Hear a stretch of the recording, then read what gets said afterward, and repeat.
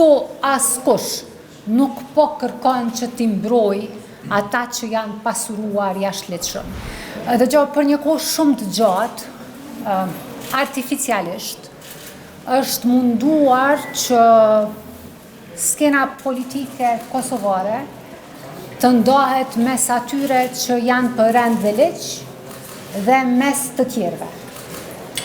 Partia Demokratike e Kosovës është parti shtetformuese, shtetndërtuese dhe do të angazhohet që edhe përmes nismave të reja ligjore të fuqizoj rendin dhe ligjin në vend.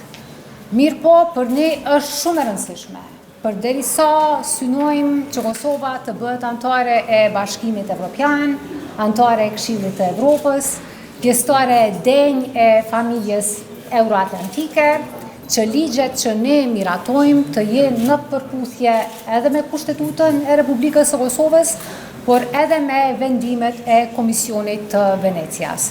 Ne do t'japim kontributin tonë, si që kemi dhënë deri më tani, që edhe ky ligj të reflektoj drejtësi, por edhe të reflektoj dhe të jetë në përputhje me vlerat që posa i përmenda. Qëndrimin tonë do t'a bëjmë të ditur në seancën plenare, nesër do t'a kemi mbledhjen e grupit parlamentar, mirë po është shumë e rëndësishme që t'jemi të kujdesshëm në mënyrën se si komunikojmë me qytetarët. Këtu askush nuk po kërkon që t'i mbroj ata që janë pasuruar jashtëligjshëm.